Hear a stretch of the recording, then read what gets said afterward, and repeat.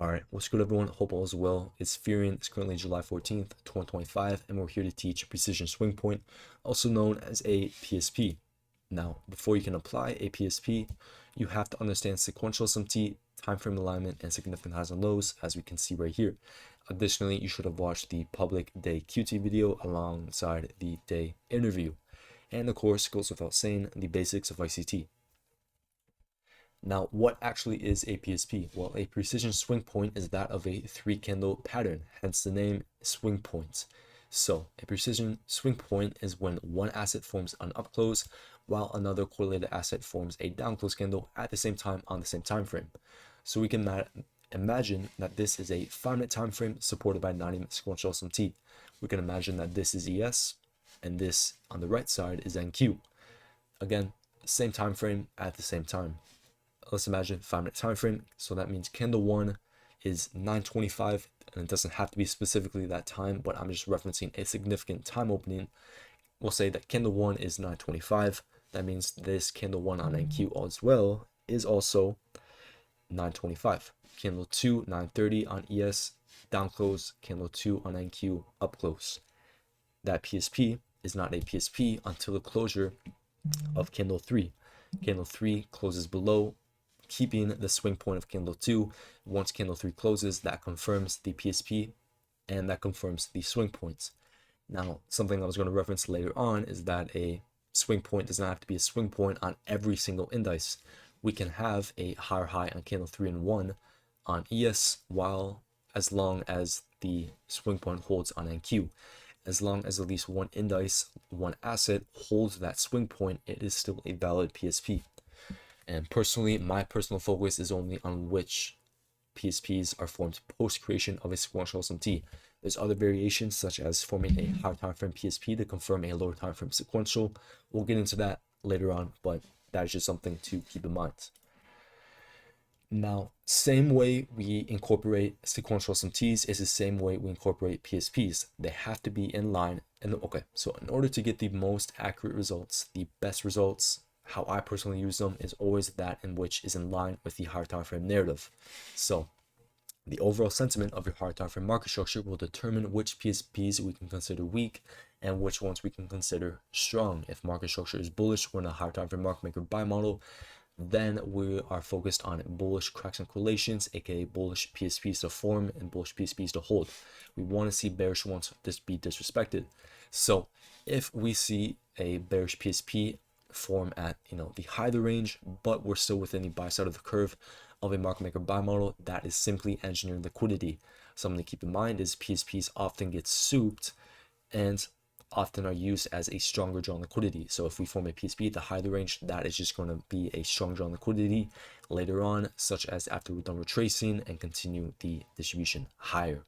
Now, like we said, any bearish ones that form at the high of the range, so long as we're within the buy side of the curve and we're bullish, then those can be considered weak. And each one that we form at the lows when we are within the buy side of the curve, those can be considered strong. So that is simply how we utilize market structure, or that's how we utilize PSPs within market structure.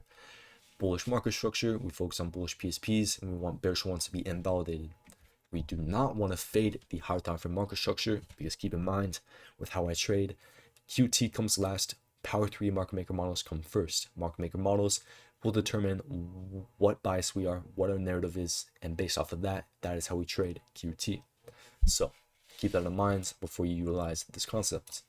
So we'll get into the first chart example of 2. So right here, like we talked about earlier, it does not need to be a swing point on all 3 indices, such as what we can see here. So we'll start with candle 3, because candle 3 is the rightmost candle that is formed on this chart. Also down close right here. So candle 3, candle 3, candle 3, ES, NQ, YM. The candle before that,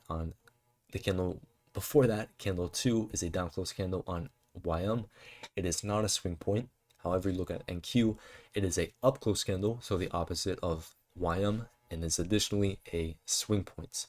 On YM, the candle before the candle 3 on candle 2 is a down close candle. It is also not a swing point. All that matters is that at least one asset is a swing point, and we can see that very clearly on NQ. The close of this candle confirms that swing point, and confirms that PSP. Now, there is some criteria that we can apply and utilize prior to the closure of candle 3 to get an entry at the high of the range, but that is covered within other videos and covered within the swing divergence video, which is the specific reason as to why we can validate an entry before the close of candle 3. You'll understand that as you go through the swing divergence video and you go through the videos on my model alongside my trade reviews. But anyways, the delivery after that we end up selling off, which is what we're going to get into after this slide right here.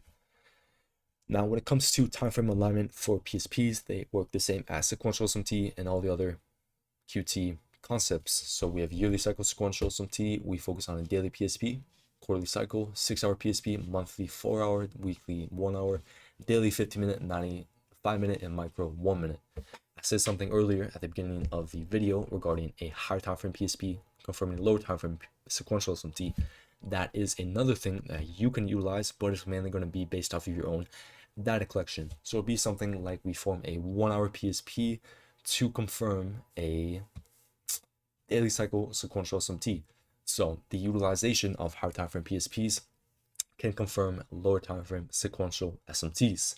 So long as there's some sort of sequential SMT there, we can validate a reversal, but without it, we cannot. So a PSP alone does not validate a reversal. It's still sequential SMT, but it can add a lot more confluence. So to build off of the example that we can see right here, this is the exact same 50-minute PSP. And we just want to overall analyze how we can utilize that within our trading.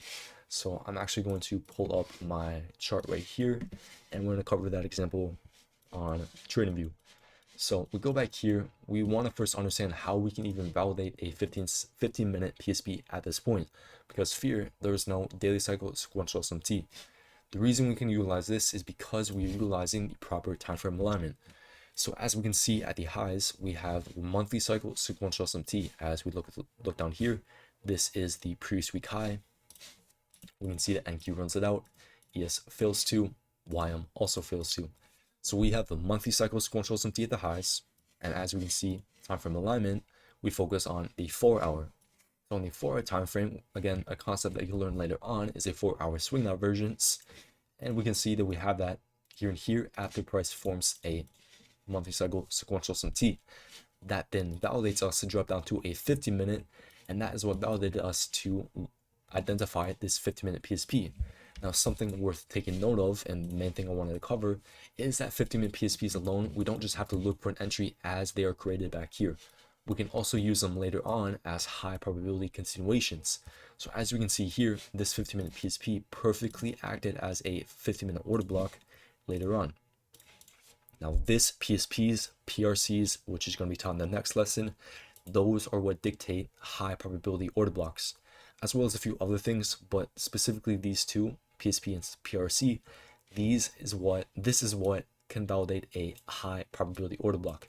Because as we can see, when we test this 50-minute order block, we drop down to a 5-minute time frame, like perfectly. As we test that 5-minute order block, or that 50-minute order block, my bad, let's restart. As we test that 50-minute PSP, which acts as an order block, we can see very clearly that we do in fact form 90-minute sequential SMT. As we can see down here, during Q3, NQ runs out the Q2 high, ES fails to, YM fails to. While we do so, we run and tap into that 15-minute PSP, which acts as an order block. Seeing all this aligned together, with already having a pre-existing bearish narrative, that is going to be what dictates a high probability reversal. Because as we can see, we ended up selling off the entire day after that. So that is something to keep in mind when utilizing PSPs, is that we don't just have to use them as soon as they were created. They can be referenced later on. Now, a lot of this will be based off your own data collection. You'll further understand how to utilize PSPs based off of our daily recaps and trade reviews.